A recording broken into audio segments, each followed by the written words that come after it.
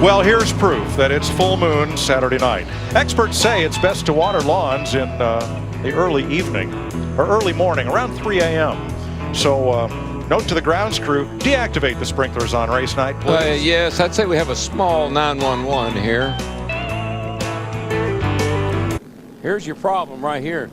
I think a piece of concrete possibly came up and hit Jeff Gordon's car.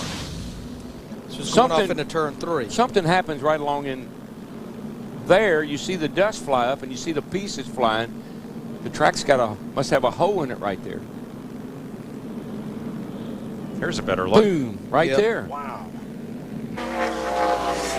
And there in the top of the picture, you saw some smoke coming off the wheels of car number 23, the Bear car of Bob and Richard Bear from Oxford, Maine, and the car sliding, coming up across the top of the tunnel. People darting, getting out of the way. Those are press photographers up there and safety personnel. Caution is out at Michigan. We have a new track mascot. I'm not sure. It's not a beaver. We've ruled out beaver. I'm not sure. A giant squirrel, maybe, huh? It does look like a really big squirrel. They've got a scoop shovel out. Now, I'm going to tell you, the last time we went through this, Michael, you and I were at Bristol for the trucks. There was a squirrel. Now we've got confirmation it's a groundhog. And it's not even Groundhog Day. Yeah. This is really going to get good. He's got... All right, we're going to go to break. We'll keep an eye on the groundhog. Still putting my money on the groundhog. He's still on the loose. Why does this always happen? Oh, they got him. What I just saw right there, Jeff Gordon in the 24 being pushed by Carl Edwards in the 99. It's like they were trying to time as we just had the lights go out on the back straightaway. Yeah, the backstretch and turn 2 fall to darkness. The track, however, is still green. But guess what? Now we're under Jeff caution. Gordon and Carl Edwards have not slowed down. Yellow is out for the light. Watch the left rear tire on the 39.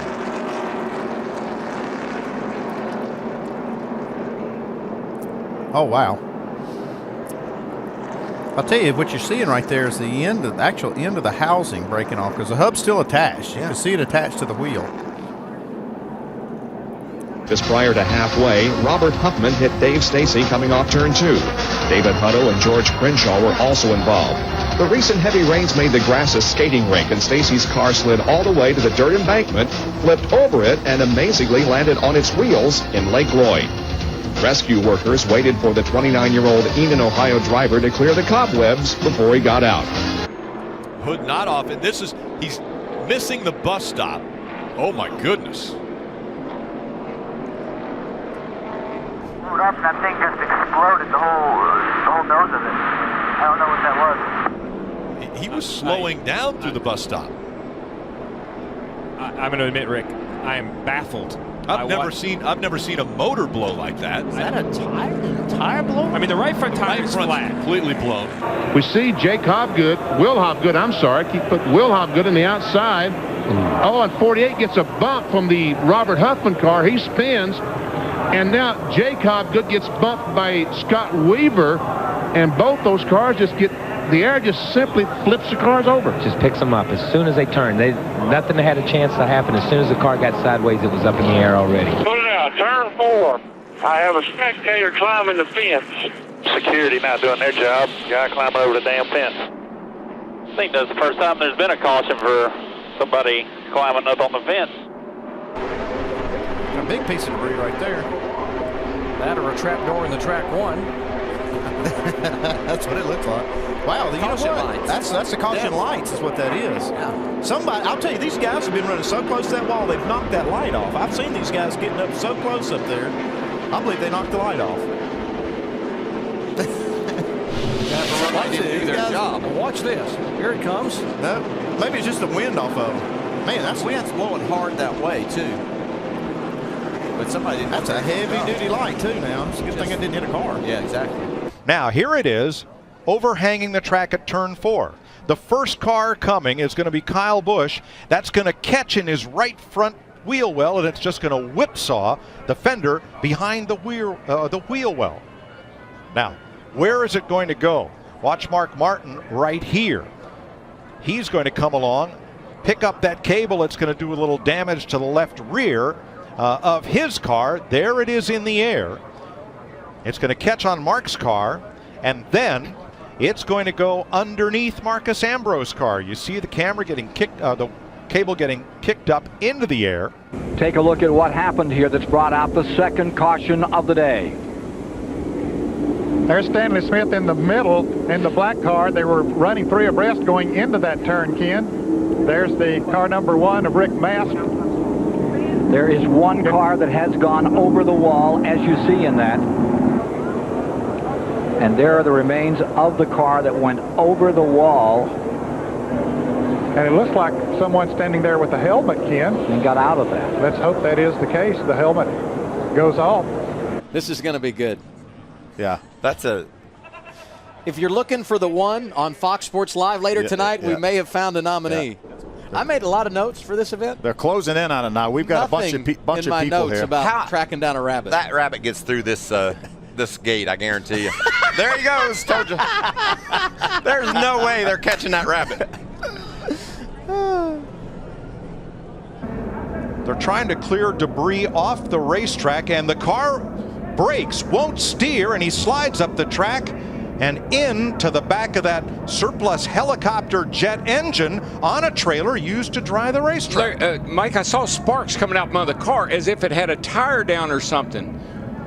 What an incredible turn of events. I've never in my life. Here is the replay coming into turn 11. I'm not sure. Those are the guys just in front of him. Yeah, but there's Vickers. Already made contact with Stewart. So the attitude kind of, what the heck, I'll let him go and then pay it off. And I can guarantee you that all clear. All Vickers has been thinking about since he got turned by Stewart was getting in a position to do this. Looking for him. Where's that 14? Yeah. I think Gilliland hit that tire and wheel. Let's see what happens here. Yeah, you see the center of the tire, the wheel is gone. Well, the only way we're going to find out, we're going to have to go over to the infield and dig it out of that camper tent that it went over into. Man, look at the guys. And it did bounce off the hood of Gilliland's car. It's still going. Photographer's scramble. And it just missed the folks up on that scaffold. And the safety truck getting the debris off of the track. Actually involved in a little bit of an incident. The 95 hits the safety truck.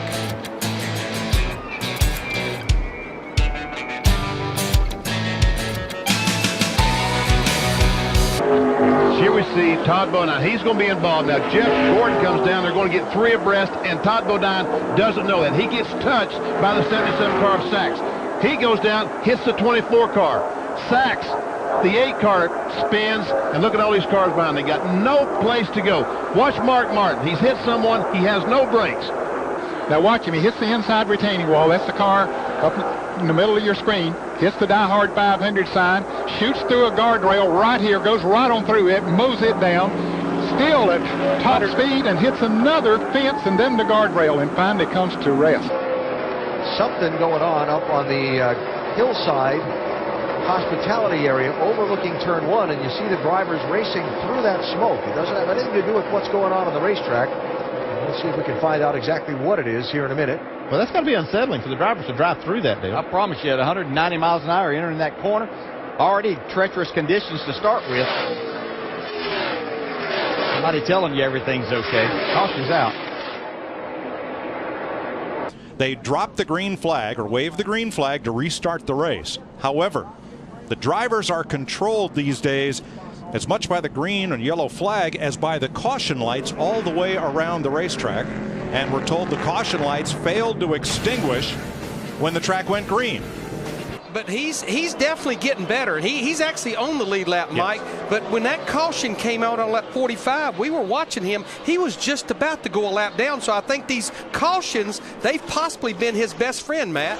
The lights are on, but I didn't hear him say caution. They're not waving the... Absolutely. Yeah, something going on. The caution lights came on without being triggered by NASCAR.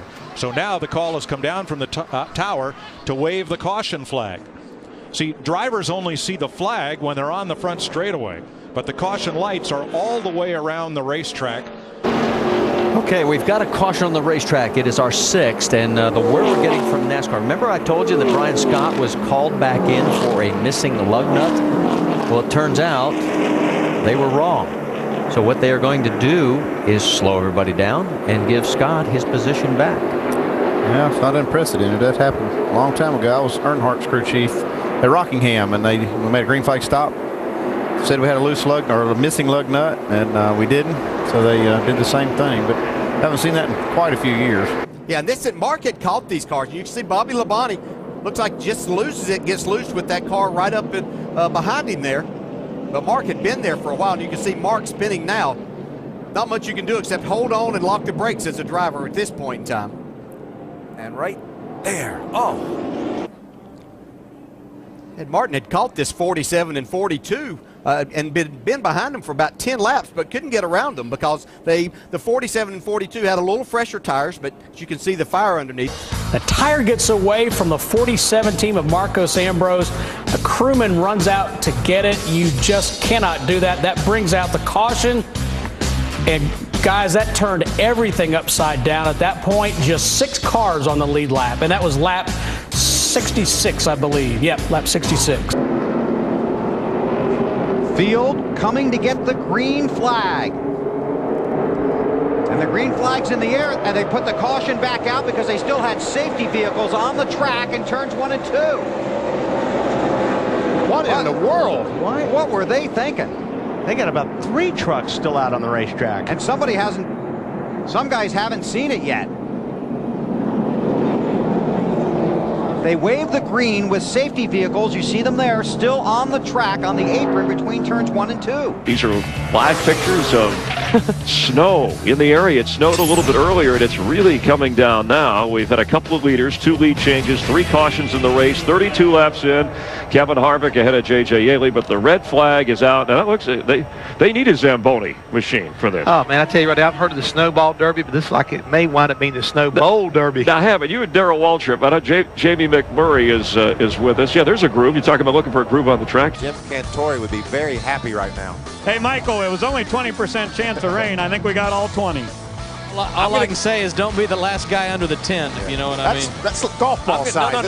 No. That's marble size hail. What are you, not from the Midwest? Well, you always hear it's golf ball size, softball size. I've seen softball size hail, and that's something we definitely don't want to see at this racetrack. But yes, it is hailing in Kansas.